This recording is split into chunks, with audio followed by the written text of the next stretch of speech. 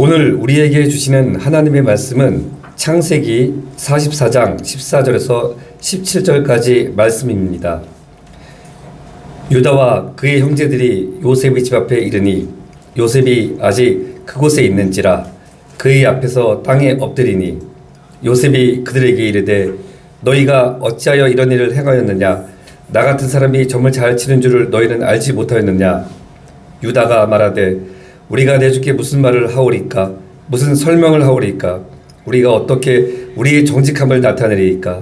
하나님이 종들의 죄악을 찾아내셨으니 우리와 이 잔이 발견된 자가 다 내 주의 노예가 되겠나이다. 요셉이 이르되 내가 결코 그리하지 아니하리라. 잔이 그 손에서 발견된 자만 내 종이 되고 너희는 평안히 너희 아버지께로 도로 올라갈 것이니라. 이 말씀은 하나님의 말씀입니다. 아멘.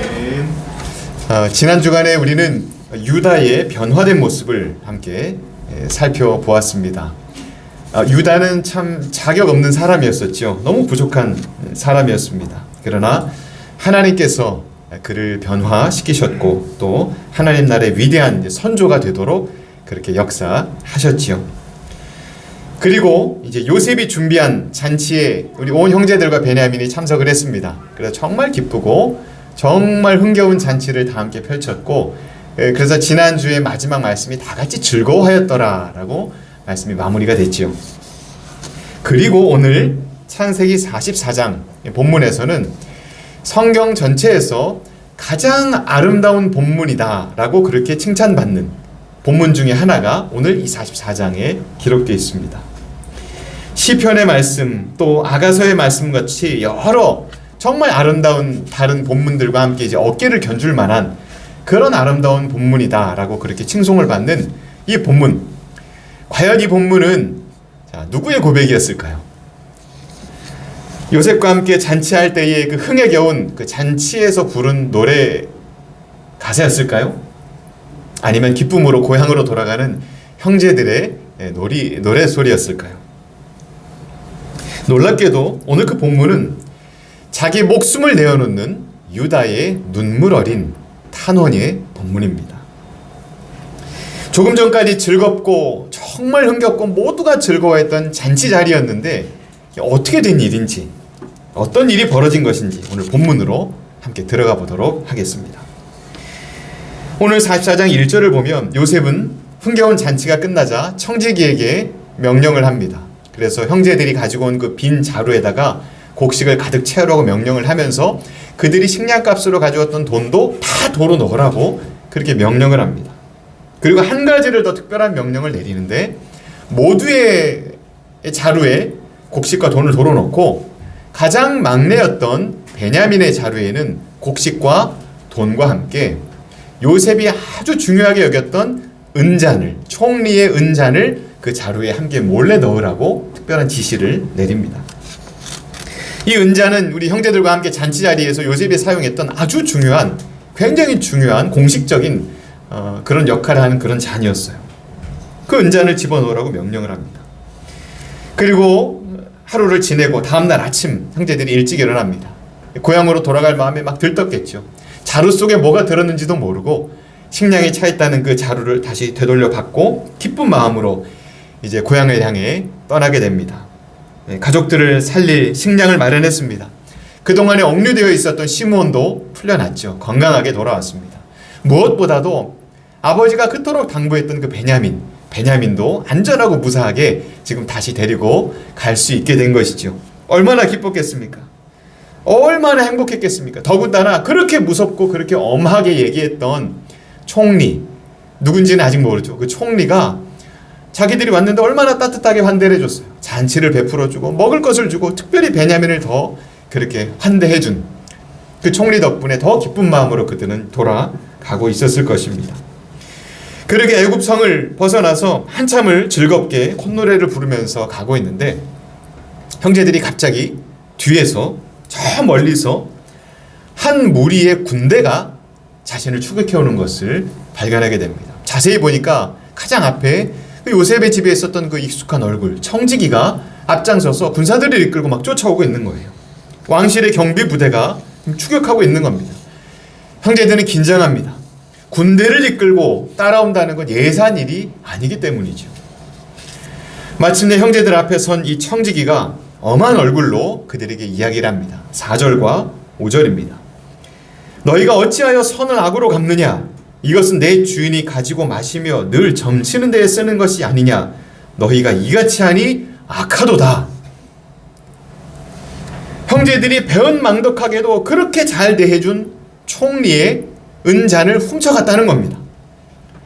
애굽의 총리가 정말 신성하게 여기는 그 보물을 훔쳐갔다는 청천벽력 같은 이야기를 지금 전하는 겁니다. 형제들은 두려워하면서도 아주 극구 부인합니다. 우리는 절대로 그럴 사람들이 아니다. 부인합니다. 지난번에 자루에 들어있었던 돈들 우리가 다 도로 가져와서 도로 드리지 않았습니까? 어떻게 우리가 감히 도둑질을 하겠습니까? 막 항변을 해요. 그러면서도 두려우면서도 이렇게 자신 있게 이야기를 합니다. 만약에 정말로 그 훔친 물건이 우리 이 자루 중에 누구 한 명이라도 발견이 된다면 그 사람은 종이 될 것이고 우리 모두도 다 종이 될 것이고 이 자루에서 은잔이 나온 그 사람은 아예 사형을 당하게 될 겁니다. 죽어도 좋습니다. 그렇게까지 이야기를 한 거예요. 이렇게까지 자신 있게 이야기를 한다는 것은 그 당시 형제들이 우리 중에 누구도 이런 악을 행할 리가 없다라는 그런 자신이 있었던 거예요. 서로 간에 그런 신뢰가 있었던 겁니다. 누구도 그럴 일을 할 리가 없다.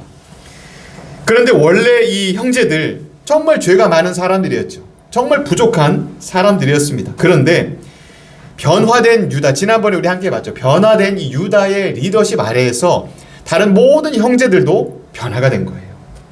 그들 모두가 정직하고 진실한 모습으로 변화된 겁니다. 무엇보다도 이 형제들은 간절한 목적이 하나 있었죠. 한 사명으로 한 마음이 되어 있었습니다. 그게 뭡니까? 베냐민을, 막내를 안전하게 집으로 다시 데리고 돌아가는 것. 오로지 그 사명 하나로 그들의 마음이 하나가 되어 있었던 것이죠. 그렇게 자신 있게 말하는 이 청지기가 듣고서 형제들에게 알았다 그렇게 얘기를 하면서 청지기가 이렇게 얘기합니다. 그 은잔이 발견되면 그 사람만 나의 종이 될 것이다. 그리고 다른 형제들은 그냥 돌아가도 좋다. 이렇게 얘기를 합니다. 오히려 관대하게 이야기를 하죠. 요셉의 종이 된다는 것이 아니라 요셉의 청지기의 노예가 될 것이다 라고 이야기를 합니다. 정말 큰일 난 거죠. 그러나 형제들은 자신이 있었습니다. 그래서 그 자루를 급히 땅에 놓고 풀었다고 성경은 기록해요. 얼른 풀어봅니다. 빨리라도 그 죄를 벗어나고 싶었던 것이죠. 청지기가 형제들의 나이 순서대로 그것을 풀게 합니다. 첫째인 르우벤의 자루를 먼저 풉니다. 그런데 르우벤의 자루를 푸는 순간 모든 형제들이 일순간에 얼어붙었습니다. 왜냐하면 곡식만 들어있는 줄 알았는데 거기 자기들이 가져갔던 돈이 도로 들어있는 거예요. 얼마나 놀랐겠습니까? 둘째 시몬의 자루를 열어보니까 거기도 곡식이 들어있고 또 돈이 들어있는 거예요.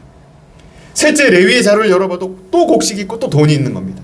넷째 유다의 자루를 열어봐도 거기 또 곡식이 있고 또 돈이 있는 거예요. 형제들이 얼마나 긴장했겠습니까? 돈이 도로 들어있으니. 근데 뭔가 잘못됐다는 것을 느낄 새도 없이 막내 베냐민의 자루를 풀어헤쳤는데 거기서 곡식과 돈과 함께 총리의 은잔이 발견된 거예요. 얼마나 놀랬겠습니까? 아마 베냐민은 그때 굉장히 어린 청년이었기 때문에 20대 초반의 청년이었기 때문에 막 울부짖었을 겁니다. 형들 내가 안 그랬어. 제가 안 그랬어요. 저 넣은 적 없어요. 그러면서 막 울면서 막 애걸애걸 했을 것입니다. 형들에게 살려달라고 나 그러지 않았다라고 매달렸겠죠. 군사들이 어떻게 했겠습니까? 청지기의 명령을 따라서 즉시 베냐민을 체포하고 결박했을 겁니다. 형들에게서 떼어내고 결박해서 마치 짐승을 끌고 가듯이 베냐민을 끌고 애굽성을 향해 가기 시작했습니다. 그런데 여러분 이 장면이 어디에서 많이 본 장면 아닙니까? 언제 있었던 일이죠? 요셉이 팔려갈 때와 똑같은 장면이에요. 똑같은 장면이에요. 그 당시에 요셉이 형들 살려줘 그러면서 온몸으로 몸부림치면서 형들에게 매달렸다고 성경은 기록해요. 애통하고 울면서 살려달라고. 이 형들은 어떻게 했죠? 통쾌하게 바라봤어요. 그리고 끝까지 안 도망치고 잘 애굽을 향해서 끌려가는가 마지막 사라지는 뒷모습까지 형들이 지켜봤다고 성경은 기록합니다. 손에는 요셉을 판 은 20을 가지고 요셉 팔려가는 장면을 기분 좋게 바라봤어요. 그때는. 그렇다면 똑같은 상황이 됐습니다. 막내 베냐민이 그렇게 끌려가고 있어요.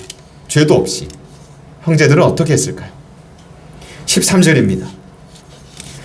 그들이 옷을 찢고 각기 짐을 나귀에 싣고 성으로 돌아가니라. 여기 성은 애굽성이에요. 옷을 찢는다는 것은 히브리인들이 가장 슬프고 정말 비통하고 정말 참담할 때 그때 하는 일입니다. 자기 옷을 찢으면서 그 슬픔을 표시하는 거예요. 전에 요셉이 죽었다는 소식을 들었을 때 형들이 거짓말했죠. 아버지에게. 요셉이 죽었다는 소식을 들었을 때 아버지 야곱이 자기 옷을 찢으면서 바닥에 주저앉아 울었어요. 오래도록 울었습니다. 그 정도의 고통이 있을 때 옷을 찢는 거예요.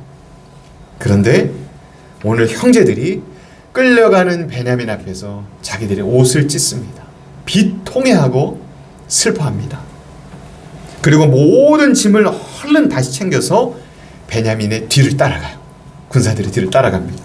도로 들어가요. 애굽성으로. 앞서 청지기는 분명히 명령을 했습니다. 이 은잔이 발견된 자만 종이 될 것이고 너희들은 그냥 고향으로 돌아가도 좋다. 그렇게 이미 얘기를 했어요. 그런데 모든 형제들은 한 사람도 주저하지 않고 즉시 비통한 마음으로 막내 동생 베냐민을 쫓아갑니다. 여러분, 이때에 동생의 뒤를 쫓아갈 때에 가장 앞장선 이 리더였던 유다의 마음이 어땠을까요? 겉으로는 지금 이제 따라가는 겁니다. 따라가는 거지만 사실 유다도 끌려가는 것이나 마찬가지였어요. 무슨 일이 있어도 베냐민은 안전하게 다시 데리고 돌아오겠다라고 아버지에게 맹세했잖아요. 자기 생명을 걸고 자신이 저주를 받는다 하더라도, 영원한 저주를 받는다 하더라도 베냐민 반드시 데려오겠습니다라고 약속했기 때문에 그 맹세에 매여 있는 유다는 베냐민을 따라서 반드시 들어가야만 했습니다. 그도 끌려갔어요. 그런데 유다가 그때에 끌려갈 때에, 다시 되돌아갈 때에, 쫓아갈 때에 막내 동생 베냐민이 은잔을 훔치지 않았다는 것을 알았을까요? 몰랐을까요? 분명히 알았습니다. 베냐민이 그 일을 하지 않았을 거라는 사실을 유다는 분명히 알고 있었어요. 확신했을 겁니다. 형제들도 다 알았을 거예요. 왜냐하면 한 사람도 빠짐없이 모든 자루에 뭐가 들어있었죠? 돈이 도로 들어있었거든요.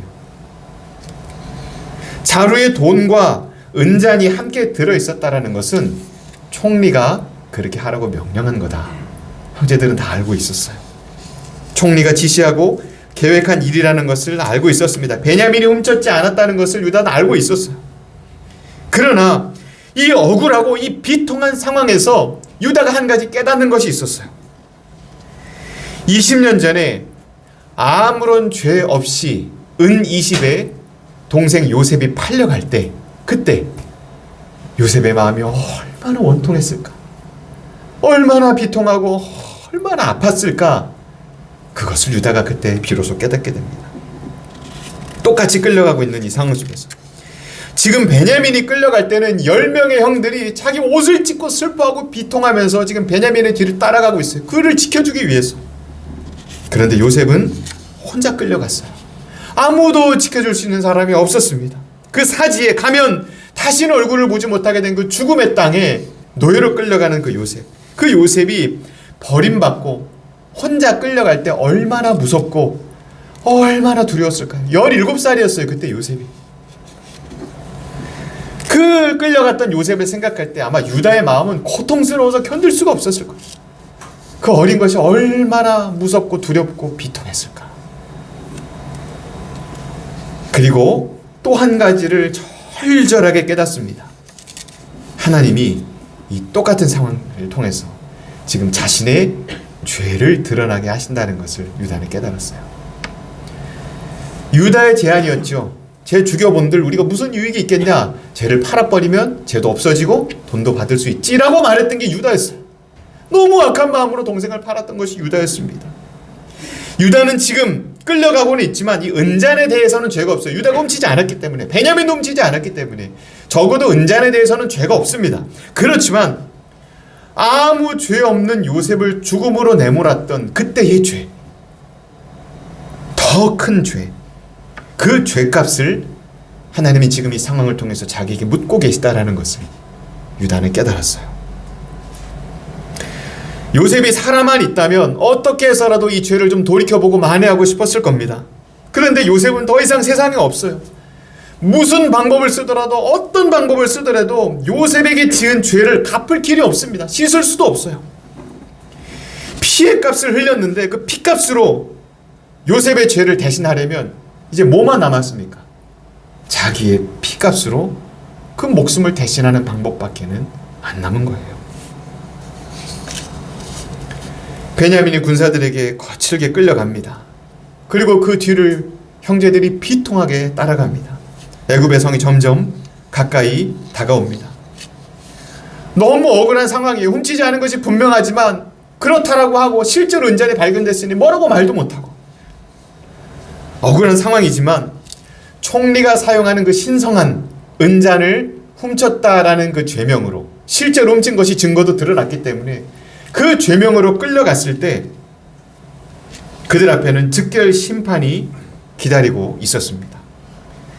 무시무시한 군사들과 무자비한 재판관들이 있는 법정으로 끌려갈 것이고 그 자리에서 사형의 언도가 내려질지도 모릅니다.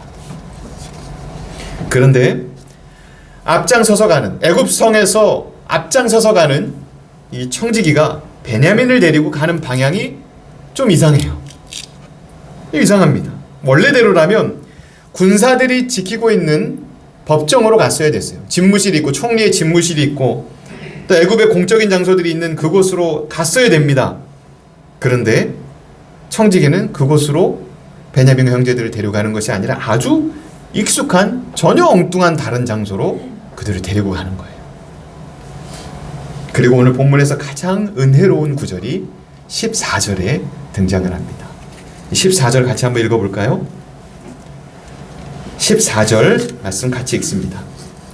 유다와 그의 형제들이 요셉의 집에 이르니 요셉이 아직 그곳에 있는지라 그의 앞에서 땅에 엎드리니. 재판정으로 데려간 것이 아니라 요셉의 집으로 데려간 거예요. 바로 어제 잔치했던 그 집, 축제가 벌어졌던 바로 그 요셉의 집으로 베냐민과 형제들을 이끌고 갑니다. 어찌된 일인지 요셉이 그 낮이 한참 됐는데도 자신의 집무실로 출근도 안 하고 집에서 기다리고 있는 거예요. 갔더니 여러분, 형제들을 왜 집으로 다시 데리고 왔겠습니까? 요셉이 지시한 거죠. 청지기에게 명령해서. 왜 집으로 데리고 왔을까요? 용서해 주려고 데리고 온 겁니다. 용서하기 위해서 자기 집으로 데리고 온 거예요. 자신을 팔아넘긴 그 죄악과 형들로 말미암아 지나온 모든 그 고통의 시간들을 다 용서하고 회복시켜 주려고 자기 집으로 데리고 온 겁니다.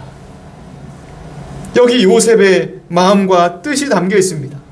요셉의 집은 세상에서 가장 안전한 곳이에요. 가장 안전한 곳입니다. 누구도 간섭할 수 없고 애굽의 어떤 권력자도 와서 형들을 해칠 수 없는 곳이에요. 요셉의 집은.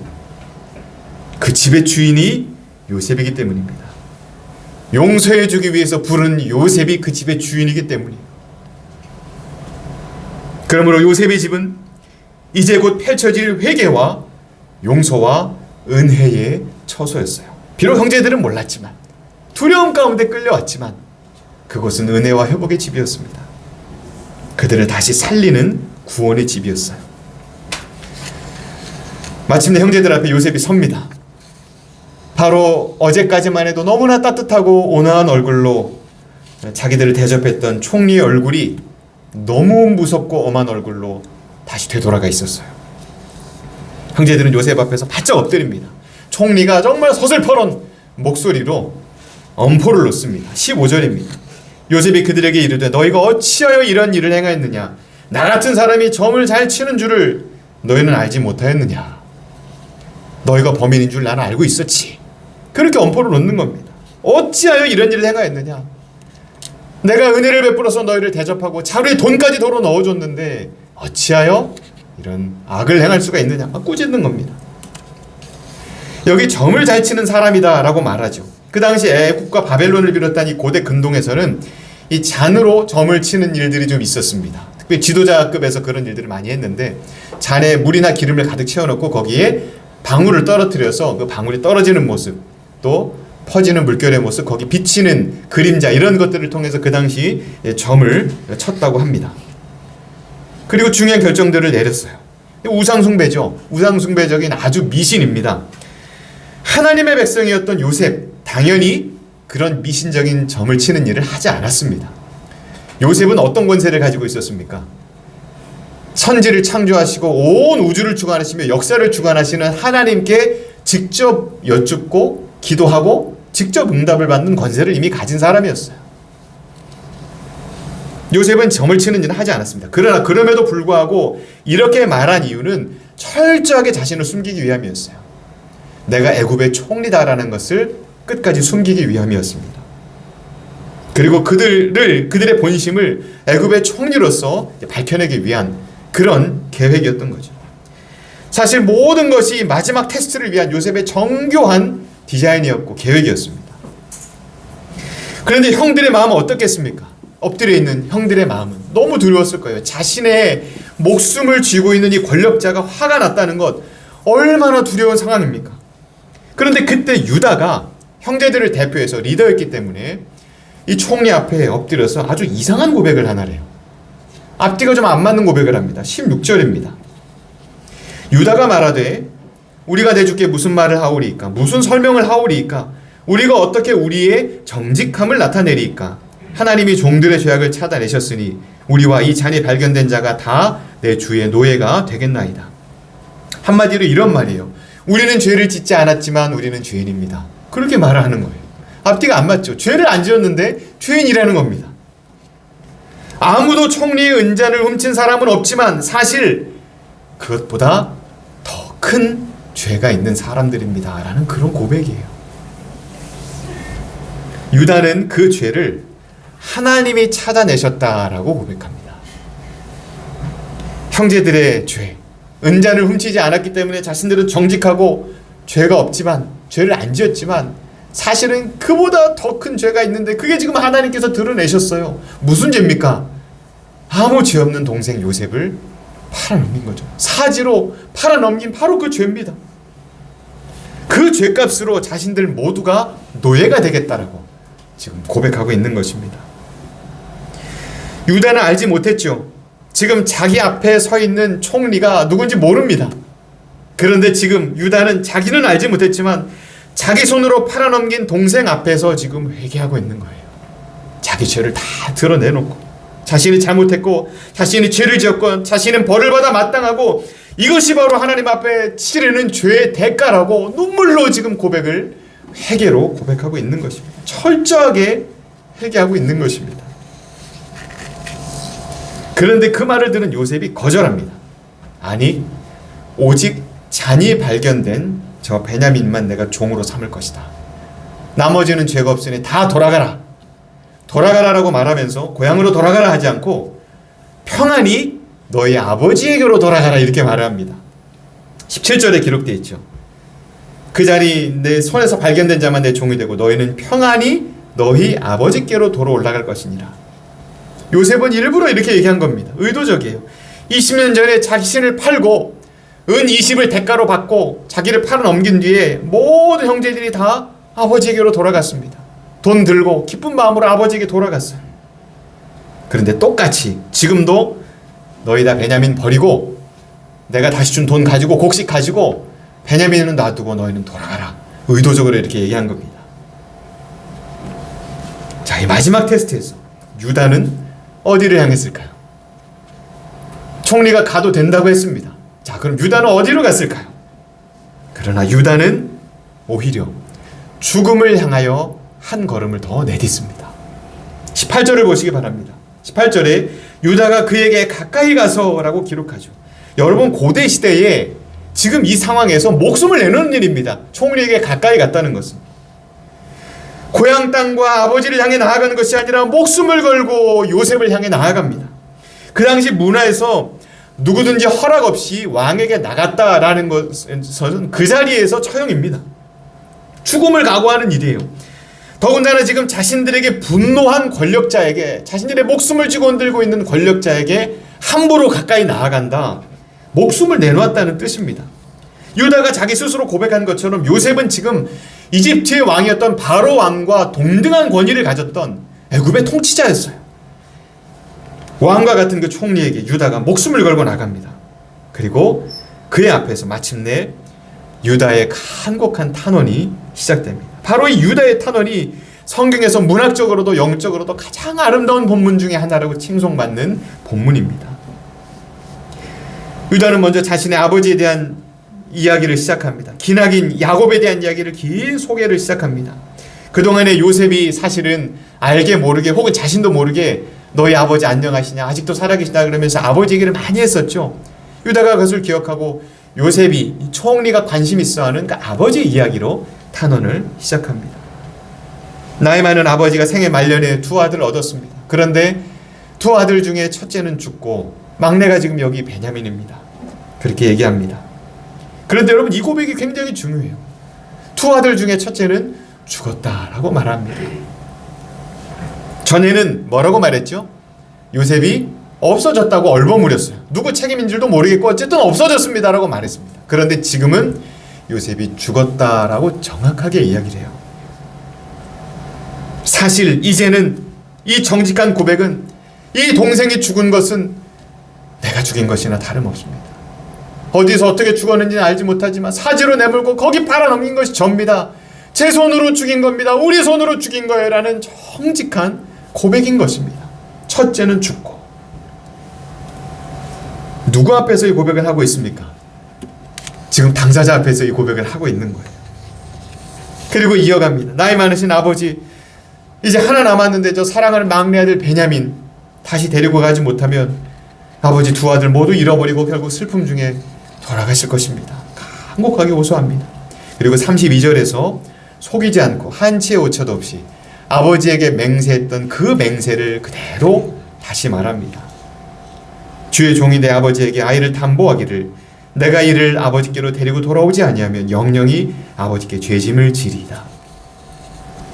진실하게 고백합니다. 내 목숨도 내놓고 내가 영원한 저주도 받기로 맹세했습니다. 그러니 총리님 불쌍하게 여기셔서, 이제 여기까지가 이제 유다의 탄원입니다. 요셉이 다 들었어요. 그동안에 이 유다의 올바른 선택도 있었습니다. 유다의 회개도 있었습니다. 목숨을 걸고 자기 앞에 나오는 모습도 있었어요. 갈 수 있었지만 가지 않는 선택도 있었습니다. 자, 그렇다면 이제 이 유다는 이 눈물의 탄원의 마지막을 어떻게 마무리했을까요? 유다는 과연 어떤 은혜와 은총을 총리에게 간곡하게 부탁했을까요? 바로 이 마지막 두 절이 유다의 이 탄원을 가장 아름다운 본문으로 만드는 보석 같은 절입니다. 이 두 절을 함께 한번 읽어봅시다. 33절과 34절입니다. 33절과 34절 함께 읽습니다. 이제 주의 종으로 그 아이를 대신하여 머물러 있어 내 주의 종이 되게 하시고 그 아이는 그의 형제들과 함께 올려 보내소서.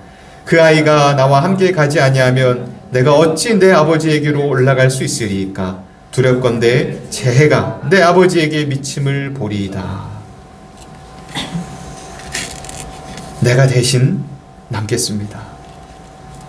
내가 대신 남겠습니다. 내가 이 처벌을 받겠습니다. 베냐민을 대신해서 제가 받겠습니다. 달게 받겠습니다. 그러니 베냐민과 다른 형제들 돌려보내주시옵소서. 그렇게 고백합니다. 여러분, 유다의 탄원을 자세히 보시기 바랍니다. 자신들에게 내려진 벌에 대해서 없었던 일로 해달라고 그렇게 요구하지 않습니다.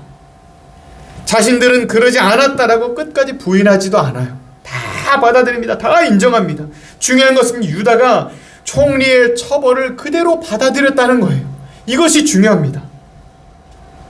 왜 유다가 이 처벌을 그대로 받아들였을까요? 은자를 훔치지도 않았는데, 누구의 잔을 훔친 것도 아니었지만 이전에 해결되지 않았던 죄, 은자를 훔친 것과는 비교도 되지 않는 더 크고 더 무서운 그 죄, 동생을 팔아버리고 죽은 것으로 여겼던 그 더 큰 죄의 대가를 지금 유다가 치르겠다는 것입니다. 당당하게 담대하게 그 앞에 나아가서 치르겠다는 것입니다. 지나간 일이라고 덮어두지 않고 그 죄의 벌을 지금 받으려고 하는 겁니다. 왜 그러는 것입니까? 얼마나 요셉에게 대해서 미안하겠어요. 도저히 돌이킬 수 없고 씻을 수 없는 요셉에 대한 미안함, 안쓰러움, 비통함, 그리고 하나님 앞에 철저한 회개가 유다의 마음속에 있었던 것입니다. 그래서 유다는 기꺼이 그 벌을 자신이 다 받겠다고, 그러니 제발 저 막내는 돌려보내달라고 그렇게 간청하고 있는 것입니다. 자신은 벌을 받아 마땅한 자라고 인정합니다. 그러나 여러분, 사실 말하지만 않는다면 유다의 죄가 뭔지 아무도 몰라요. 말하지만 않는다면, 총리도 모릅니다. 말하지만 않는다면 누구도 동생을 팔아버렸다라는 거 알 수 없습니다. 누구도 그 일에 대해서 너네가 동생 팔았지라고 묻지도 않았어요. 그러나 유다는 중요합니다. 스스로 그 숨은 죄를 드러낸 겁니다. 스스로 자기 속에 있는 그 죄를 내어놓은 것입니다. 하나님 앞에 토해놓고 있는 겁니다. 그리고 벌을 하셔야 한다면 베냐민이 아니라 죄 없는 저 아이가 아니라 바로 죄를 지은 나라고, 유다 자신이라고 진실하게 고백하고 있는 것입니다. 유다에게도 가족이 있었습니다. 어린 자녀들도 있었어요. 그 가문의 리더였습니다. 모른 척하고 돌아갈 수도 있었고 실제로 그렇게 할 수도 있었어요. 그러나 그렇게 하지 않고 나는 벌을 받아 마땅하다라는 그 진실한 고백으로, 거짓이 아닌 진실한 고백으로 유다의 탄원이 바로 가장 아름다운, 성경에서 가장 아름다운 본문 중에 하나로 설 수 있었던 겁니다. 바로 그 순간에, 지금 유다가 그 눈물의 탄원을 드리고 있는 바로 그때, 진실하고 정직하게 자신의 죄를 회개하고 있는 바로 그 순간에 유다 앞에 엄한 얼굴로 서 있는 요셉의 마음은 무엇이었을까요? 요셉이 뭘 준비하고 여기 지금 집에 데려온 겁니까?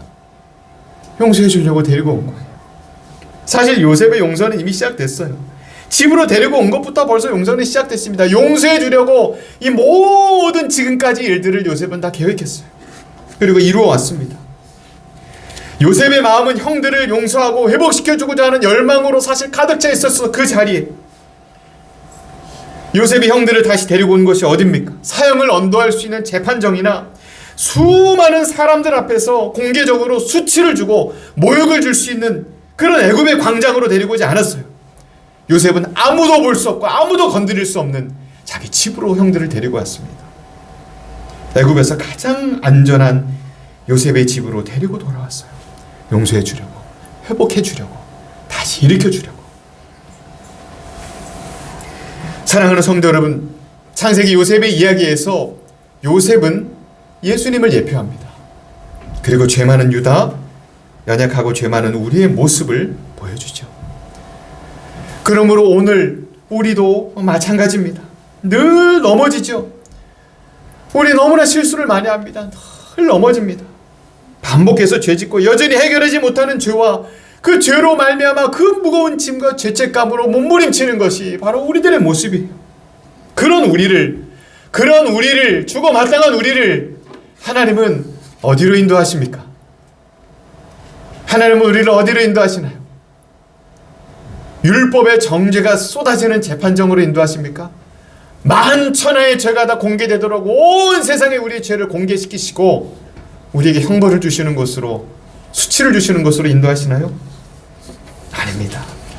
하나님은 우리를 아버지 집으로 데리고 가세요. 세상에서 가장 안전하고 용서와 은혜와 사랑과 회복이 있는 아버지 집으로 우리를 데리고 가십니다. 목적은 무엇입니까? 우리를 고치시고 다시 일으켜 주시기 위함이죠. 사랑하는 성도 여러분, 우리 앞에 기다리고 있는 것은 언제나 아버지 집이에요. 하나님의 집입니다.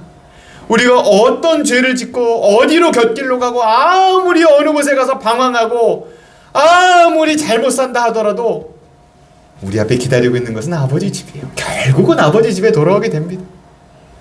우리 아버지 집이 우리 앞에 있습니다. 용서와 은혜와 회복의 집이 우리가 마지막으로 돌아올 것이, 하나님 우리를 그곳으로 인도하십니다.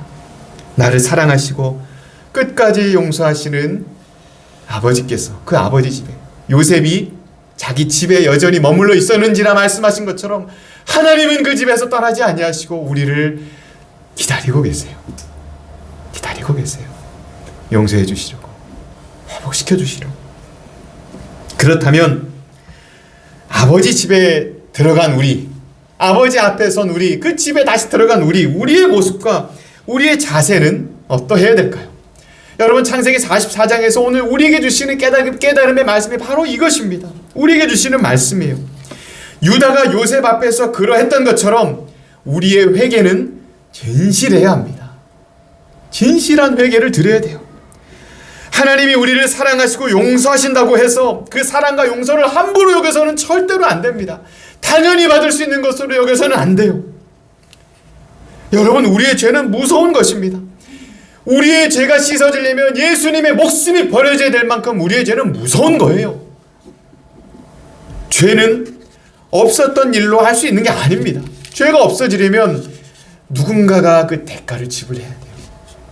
누군가는 값을 치러야 죄가 용서받는 겁니다.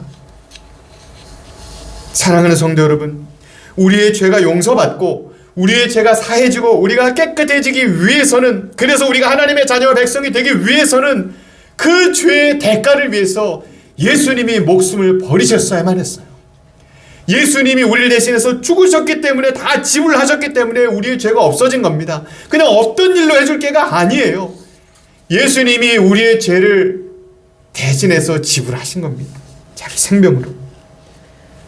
요셉이 형들의 죄를 지고 고난의 대가를 지불하여서 여기까지 왔던 것처럼 예수님은 우리의 모든 죄를 지시고 고난당하시고 십자가에 달려 죽으셨습니다. 그 모든 죄값을 다 치르셨어요. 그래서 우리 예수님 십자가에 달려서 마지막으로 하신 말씀, 테텔레스타이, 다 이루었다. 테텔레스타이라고 말씀하셨죠. 헬라어 원어입니다. 상업적인 용어예요. 값을 다 지불해서 샀다. 그래서 빚이 다 갚아졌다. 그런 단어의 상업적인 용어입니다. 테텔레스타이라고 마지막으로 외치셨어요, 우리 예수님. 오늘 우리 하나님 아버지의 집에는 언제나 이 사랑과 용서가 기다리고 있습니다. 하나님의 사랑은 다함도 없고 하나님의 용서는 끝도 없고 한계도 없어요. 사랑하는 성도 여러분, 그러므로 하나님의 목적은 죄를 추궁하는 것이 아닙니다. 여러분, 어떤 부모도 흙먼지에서 뒹굴다가 집에 돌아온 어린아이, 그 자녀를 씻어줄 때 이 아이가 얼마나 더러운가를 측정하지 않아요. 어떤 부모도. 씻어주는 부모의 목적은 이 아이가 깨끗해지는 겁니다. 그것만이 목적이에요. 깨끗하게 씻겨서 뭘 하기 위함입니까? 이 더러운 아이를 깨끗하게 씻겨서 식탁에도 앉히고 마시는 것도 먹이고 거실에, 깨끗한 거실에 누워서 함께 뒹굴면서 신나게 놀아주고 따뜻한 침대에, 아늑한 침대에 눕히고 잠들 때까지 그 머리 쓰다듬어주면서 품에 안고 재밌는 이야기 들려주고, 그렇게 하려고 씻어주는 거예요. 그렇게 하려고 너 더러운 그 손 내밀고 그 더러운 발 내밀어 내가 씻어줄게, 그렇게 말씀하시는 것입니다. 그러므로 하나님의 사랑을 입은 성도 여러분, 오늘 유다의 진실한 회개를 보시기 바랍니다. 이 진실한 회개가 우리의 고백이 되기를 주님의 이름으로 축원합니다. 진실하고 정직하게 하나님 앞에 내어놓으시기 바랍니다. 숨기지 마시기 바랍니다. 더러운 손, 더러운 발, 더러운 마음, 더러운 행실, 죄책감에 몸부림치는 연약한 우리의 모습 다 내어놓으시기 바랍니다. 하나님이 기다리십니다. 너가 얼마나 죄지었나 보자가 아니라 얼마나 너를 깨끗하게 씻어줄까를 기다리시면서 우리를 씻어주시기 위해서 회개하라고 말씀하세요. 하나님은 용서해 주시기 위해서 우리에게 회개하라 말씀하십니다. 우리에게 더 큰 기쁨을 주시기 위해서 이 용서의 집으로, 내 앞으로 오라고 우리 주님 말씀하십니다. 사랑하는 성도 여러분, 하나님 앞에 진실하시기 바랍니다. 그리고 자신에게 정직하시기 바랍니다. 숨기지 마시기 바랍니다. 그리고 진실한 고백으로 여러분의 모든 죄를 하나님 앞에 정직하게 고백하십시오. 하나님이 기다리고 계십니다. 여러분 씻어주시려고, 여러분을 하나님의 그 거룩한 식탁에 앉게 하시려고, 귀한 것들로 먹이시고 입히시려고, 아버지 품에 안아주시려고, 우리를 씻어주시려고 우리에게 손발 내밀라고 말씀하십니다.